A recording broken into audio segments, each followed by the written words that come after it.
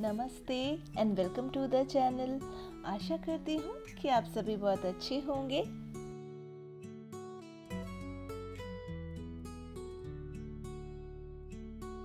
दुर्गा पूजा के लिए बस बाकी है और कुछ ही दिन, और उससे पहले मैं घर को पूरी तरह से तैयार कर लेती हूँ। तैयार मतलब घर को पूरी तरह से क्लीन, ऑर्गेनाइज्ड और डीक्लटर करना।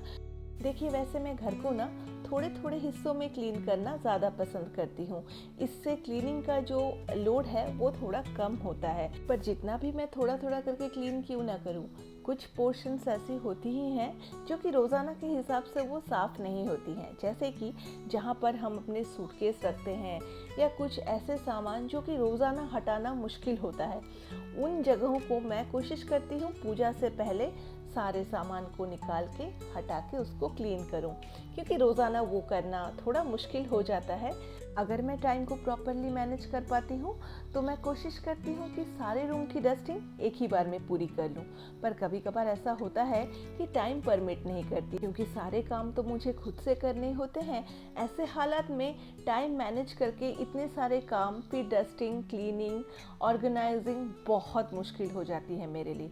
तो तब मैं क्या करती हूँ, रूम वाइज मैं क्लीनिंग करती हूँ। आज जैसे कि मेरे पास टाइम बहुत कम है, तो इसीलिए मैंने क्या किया, आज इस रूम की सफाई की। इस रूम की पूरी तरह से मैंने डस्टिंग कर ली, और डस्टिंग करने के बाद मैं बेडशीट चेंज कर देती हूँ। तो इससे मुझे फ़ायदा ये होता है कि जो गंदी वाली बेडशीट है उसी पर ही सारी गंदगी आकर नीचे गिरती है। तो इसीलिए मुझे अलग से कोई कपड़े की ज़रूरत नहीं होती है बेड को कवर करने के लिए। बेडशीट्स मैं उसी वक्त ही वॉश करती हूँ जब सोफ़ा की भी डस्टिंग हो जाए, क्योंकि सोफ़ा को थोड़ा बहुत कवर करना ज़रूरी होता है। देखिए, वैसे यहाँ में ज़्यादा मकड़ी के जो जाले होते हैं ना, वो होती नहीं है। हल्का सा अगर आप झाड़ू से थोड़ा सा घुमा देंगे ना रूफ की तरफ, तो मकड़ी के जो छोटे मोटे जाले हैं वो क्लीन हो जाती हैं। आज मैं लंच पे बहुत ही सिंपल बना रही हूँ। ये आलू भाजा बना रही हूँ, क्योंकि आज सुबह मैंने खिचड़ी बनाई थी।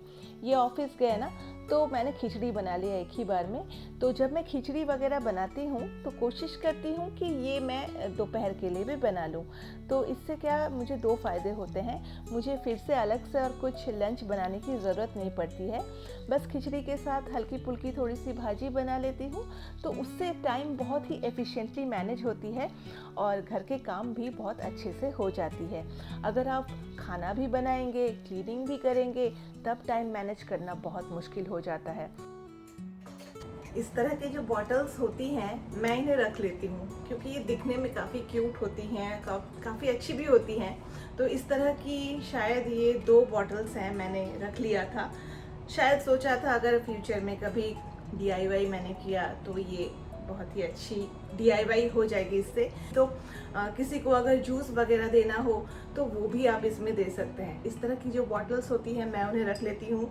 यहाँ तक कि जैम की जो बॉटल्स आती हैं उन्हें भी मैं रखती हूँ, क्योंकि कई बार मसाले वगैरह रखने में वो बहुत ही काम आती हैं। कबर्ड्स हैं, ये सही तरीके से बंद नहीं होती है, और जो चिपचिपाहट होती है गैस की या जो यहाँ से चिमनी से निकलती है वो सारी इसके अंदर चली जाती है।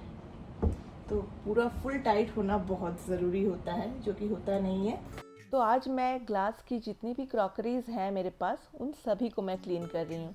2 कबर्ड्स हैं ऐसी जहाँ पर पूरी तरह से मेरी ग्लास की क्रॉकरीज रखी हुई हैं। वैसे ज़्यादा कुछ फैंसी क्रॉकरीज मेरे पास है नहीं, पर जो भी हैं इनको पहले मैं क्लीन करके हटा दूंगी, और फिर दूसरी जो कैबिनेट्स हैं उनको मैं अरेंज करूंगी। और ये क्लीनिंग का काम बहुत आसान हो जाता है डिशवॉशर होने की वजह से। ये बहुत पुरानी कप है, और ये मेरे मदर इन लॉ की है, जो कि मुझे दिया था इन्होंने। मेरे पास ही थी एक्चुअली, तो रखा हुआ था। तो जब हम आए थे यहाँ उस वक्त मैं ये लेकर आई थी। ये मेरे फादर इन लॉ के हाथों से खरीदी हुई कप है, जो कि कम से कम हो ना हो ये 40 इयर्स तक की पुरानी कप है मेरे ख्याल से। जब उन्होंने मुझसे कहा था तब ये 40 इयर्स की थी, पता नहीं अब ये कितने साल पुरानी हो गई। तो इसे बहुत ही कोशिश करती हूँ कि मैं इसे संभाल कर रखूँ, ये टूट ना जाए। तो इसे मैं यूज़ तो नहीं करती, बस ये जो स्पून्स वगैरह होती हैं एक्स्ट्रा, और स्पैचुलास, छोटे छोटे स्पून जो सूप के स्पून्स वगैरह होती हैं, उनको रखने के लिए ये यूज़ में आती हैं। अगर मैं इसको रेगुलर यूज़ करूँगी तो शायद ये टूट जाएंगी। वैसे जो मेरी ओवन है उसके नीचे एक ट्रॉली है, तो इसमें ना पूरी तरह से रस्टिंग हो गई है, तो मुझे इसीलिए इसमें लगाना है एक लाइनर। तो इसको लगाने से पहले मैं पूरी तरह से इसको थोड़ा सा पहले ड्राई कर ले रही हूँ। इसमें थोड़े थोड़े पानी के जो छींटे हैं वो गिरी हैं, तो ड्राई कर ले रही हूँ। उसके बाद लाइनर लगाऊंगी। और लाइनर मैंने पहले कभी नहीं लगाया आज तक। ये ऑलरेडी घर में जितनी भी लाइनर लगी है ना, ये ओनर ने पहले से ही लगा कर रखी थी, और मुझे लाइनर लगाने का कोई एक्सपीरियंस भी नहीं है। पता नहीं मुझसे ये हो पाएगा या नहीं। वैसे मैंने बेसिन के नीचे जो सिंक है उसके नीचे एक लाइनर लगाया है, क्योंकि वहाँ पर ना कभी कभार जब टैप खराब हो जाती है या सिंक में कोई गड़बड़ी हो जाती है तो पानी नीचे की तरफ टपकती है, तो इससे नीचे पूरी वुडन की प्लैंक जैसे बिछाई हुई है वो खराब हो जाएगी। तो इसलिए मैंने वहाँ एक लाइनर लगा दिया। तो एक जो रोल लाइनर की थी वो पूरी तरह से ख़त्म हो गई, मैंने दिखाया आपको, थोड़ी सी ही बची है, तो उससे कुछ भी नहीं होगा। तो दूसरी जो लाइनर की रोल है वो मैंने निकाला है। तो इसे काटना बहुत ही आसान है, वैसे कोई डिफ़िकल्टी नहीं हो रही है। बहुत ही स्मूथली कैंची जो है वो ग्लाइड कर रही है और ये झटपट कट भी जा रही है। तो मैं आपको बताती हूँ मुझे कौन सी प्रॉब्लम हुई इस लाइनर को लगाते वक्त। तो इस लाइनर को लगाते वक्त मुझे मेजरमेंट लेने में काफ़ी प्रॉब्लम हुई, क्योंकि ये जो रोल है ये बार बार पलट के ये जो नंबरिंग दी हुई है ना वहाँ पर ये घूमकर आ रही थी, तो इससे मेजरमेंट लेने में काफ़ी मुश्किल हुई मुझे। तो फिर मेरे दिमाग में आया कि क्यों ना इस तरह से इसको प्लेस करके मेजरमेंट लेने से बेहतर है कोई स्केल लेकर आप मेजर कर लो और फिर उस स्केल के मेजरमेंट के हिसाब से इस लाइनर को कट कर लो। ये मुझे बाद में आइडिया आया, क्योंकि पहले तो मैंने कभी लगाया नहीं। तो अब से मैं सोच रही हूँ स्केल से मेजर करने के बाद ही इस लाइनर को मैं कट करूँगी। किसी जगह पर आपको अगर लाइनर लगाना है, उसको अगर आप प्लेस करके उस जगह पर लगाने मेजर करने जाएंगे ना तो थोड़ी मुश्किल होगी। तो ये जो रोल है ये बार बार घूम जा रही थी नंबरिंग की तरफ, तो मैंने जो पुरानी वाली रोल थी ना उसको इसमें डालकर ऑपोजिट साइड से इसको घुमा दिया, जिससे कि ये स्ट्रेट हो जाए और ये फिर से ये जो रोल है वो गोल गोल ना हो जाए। तो यहाँ पर भी मैंने अभी लाइनर को कट करके डाल दिया है। पहले मैंने इसके अंदर ही डालकर जो ये शीट है इसको मेजर किया था, और इसके नीचे एक स्टिकर जैसी रहती है जिसको कि पील करना है और फिर इसको धीरे धीरे थोड़ा थोड़ा करके आपको चिपकाना है। पर इसे लगाना इज़ नेक्स्ट टू इम्पॉसिबल। बहुत मुश्किल हो रही थी मुझे, बहुत ही ज़्यादा, क्योंकि ये सब काम ना थोड़ा एक्सपीरियंस का होता है। अगर आप एक्सपीरियंस्ड हैं, ऐसे काम आप पहले भी कर चुके हैं, तो शायद आपको थोड़ी आसानी हो, पर मेरे लिए ये बिल्कुल भी आसान नहीं था।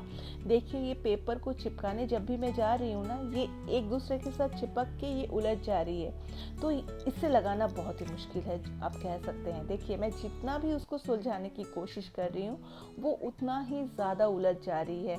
और ये पेपर तो मुझे लगता नहीं है और सही है, ये पूरी तरह से लग रहा है वेस्ट हो जाएगी। मैं इसको खोलने की पूरी तरह से कोशिश कर रही हूँ पर ये हो नहीं रही है।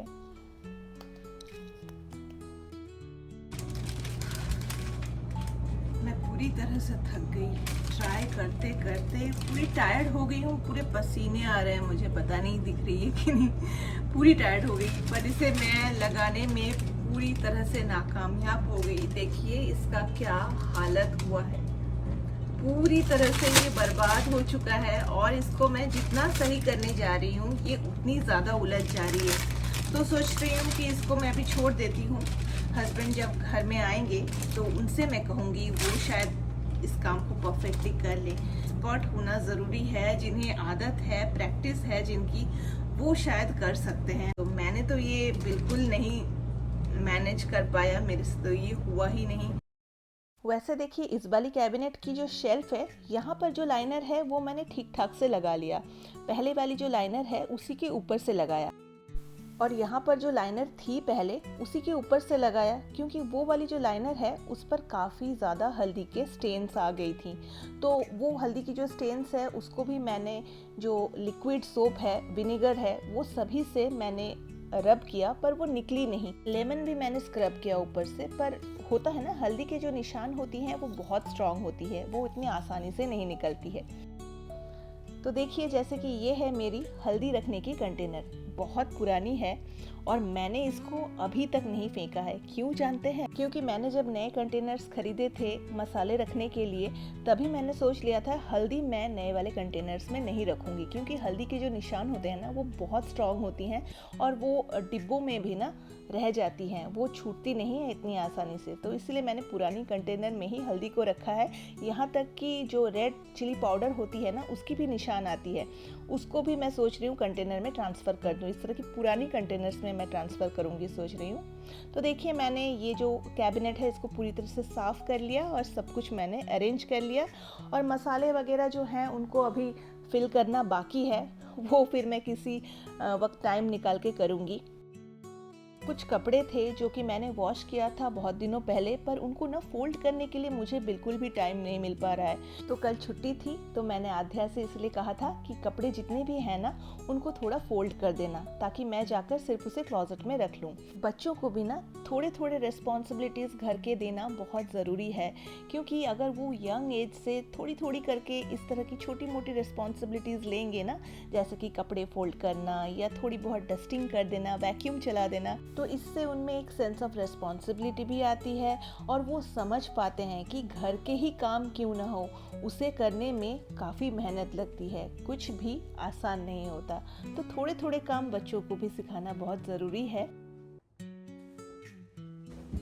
ये एक बहुत ही अच्छा सूट था मेरा, वाइट कलर में है स्पेशली। मैंने इसको शायद एक ही या 2 बार पहना है और ये मुझे और फिट नहीं होती, तो क्या करें, अभी इसको डोनेट कर दे रहे हैं। इसीलिए इसकी पूरी एक सेट है, जैसे कि ये वाइट कलर में है तो दिखने में भी काफ़ी खूबसूरत है। ये मैंने इसलिए रखा था कि अगर मैं पतली हो गई फ्यूचर में तो पहनूंगी, पर पता नहीं कब फ्यूचर में पतली होंगी भी या नहीं, उसका तो पता नहीं। और यहाँ क्लोजेट में रखने के लिए जगह नहीं है, जो ज़रूरत के कपड़े होते हैं उन्हें मैं रख नहीं पाती, इसीलिए जो नहीं पहन रही हूँ अभी फ़िलहाल और कब पहनूंगी वो सोचकर अगर मैं चीज़ों को रख दूंगी तो घर में धीरे धीरे ना क्लटर बढ़ता रहेगा और एक्चुअल चीज़ें रखने के लिए स्पेस ही नहीं मिल पाएगी मुझे। तो इसीलिए मैं अभी अपनी जितनी भी अच्छी अच्छी ड्रेसेस हैं जिनको कि मैं और नहीं पहनती हूँ, बिल्कुल वो क्लोजेट में पड़ी पड़ी ना जगह ले रही हैं, तो उन सभी को मैं अभी डोनेशन के लिए दे रही हूँ। इसमें से कुछ बच्चों के भी कपड़े हैं, यहाँ तक कि मेरे हस्बैंड की भी कुछ शर्ट्स हैं, उसके बाद हुडीज़ हैं, उन सभी को मैं डोनेट कर दूँगी। तो ये एक बड़ा सा मैंने एक पैकेट रखा है जिसको जो डोनेट करना है वो आकर इस पैकेट में डाल रहे हैं, और जब ये पूरी तरह से फिल हो जाएगी मैं इसे डोनेट कर दूंगी। तो अभी मैंने जो डिशवॉशर में जो बर्तन दिए थे वो देखिए एकदम धुल गई हैं और कितना अच्छा लगता है। देखिए एकदम गर्म रहती है सारी बर्तनें। डिशवॉशर में जो धुली बर्तनें होती हैं उसमें जो शाइन आती है ना वो हाथ में धुले हुए बर्तनों से नहीं आ पाती हैं। स्पेशली जो कांच के बर्तन होते हैं ना वो डिशवॉशर में सबसे अच्छी साफ़ होती हैं। तो इसी वाली कैबिनेट पे मैंने सारे कांच के बर्तन रखे थे, स्पेशली जो कांच के ग्लास, उसके बाद कप्स, ये सब कुछ मैंने रखा था। उन सबको मैं अभी फिर से यहाँ डाल दूँगी क्लीन करने के बाद। और ये जो ऊपर वाली शेल्फ़ आप देख रहे हैं, इस वाली शेल्फ़ को फिर मैं दूसरे किसी दिन क्लीन करूँगी। एक ही दिन में, जैसे कि मैंने कहा, मैं साफ़ नहीं करती हूँ। तो बस ये कांच की बर्तनें धुल जाएंगी तो बहुत बड़ा काम हो जाएगा। और ओवरऑल मेरी जो पूरी किचन कैबिनेट्स हैं इनको मैंने बहुत ही अच्छे से साफ़ कर लिया है। और इन कैबिनेट्स को साफ़ करने के लिए मैंने थोड़ा सा एक बोल में पानी, लिक्विड सोप, विनेगर, जो वाइट वाली विनेगर आती है ना, वो थोड़ा सा मिला दिया। और साथ ही में बहुत ही स्टिकी है ये कैबिनेट सारी, तो इसमें मैंने थोड़ा सा लेमन जूस भी मिला दिया था। ये जो लिक्विड DIY सॉल्यूशन है इसी से ही मैंने पूरी कैबिनेट्स साफ़ की थी।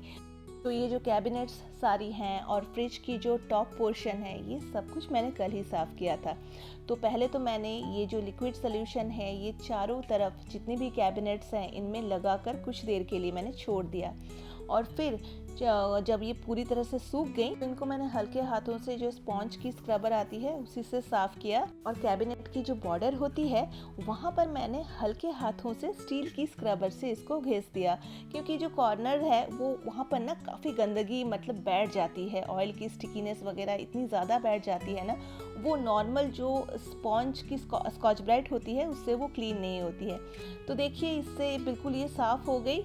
और नीचे की तरफ जो मेरा सिंक के नीचे का एरिया है वहाँ पर मैंने जो लाइनर है वो लगा दिया।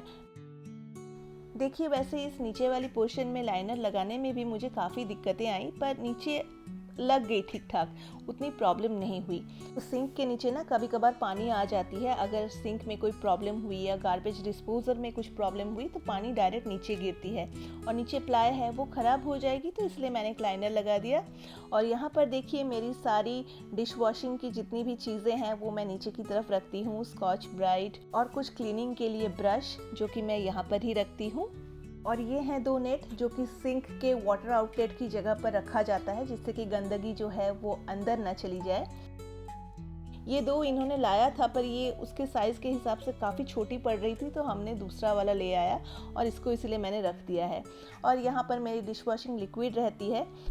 जब पुरानी वाली लिक्विड ख़त्म हो जाती है तो मैं इस तरह से इसको बोल में उल्टा करके रख देती हूँ कि नीचे की तरफ जितनी भी लिक्विड बची होती हैं वो पूरी तरह से निकल जाए। देखिए कितना लिक्विड है, ये और भी निकलेगी धीरे धीरे। क्यों बेकार का वेस्ट करना चीज़ें, है ना, इतनी महंगी आती हैं चीज़ें, मैं तो वेस्ट नहीं करती हूँ, मैं इस तरह से इसको उल्टा करके रख देती हूँ और ये पूरी तरह से जब निकल जाती है फिर मैं इसे डिश वॉशिंग में यूज़ कर लेती हूँ। तो पूरे किचन की जो आउटर कैबिनेट है वो तो पूरी तरह से मैंने साफ़ कर लिया, बस जो अंदर की शेल्फ्स हैं उन्हें भी मुझे धीरे धीरे करके क्लीन करना है। तो धीरे धीरे सारे काम होते रहेंगे। मैं भी काफ़ी टायर्ड हो गई हूँ, इतने दिनों से लगातार मेरी क्लीनिंग चल रही है। पर हाँ, ये मैं फिर से ज़रूर कहना चाहूँगी कि ये सारी जो कैबिनेट्स हैं ये वुडन की है, तो इसीलिए इस तरह की लिक्विड से मैं स्क्रब कर रही हूँ, तो ये थोड़ा बहुत चल जाता है वुडन पे। पर अगर ये ग्लॉसी लैमिनेट होती तो शायद मैं उस पर ये ना कर पाती, क्योंकि ग्लॉसी लैमिनेट्स में स्क्रैचेस आ जाती हैं।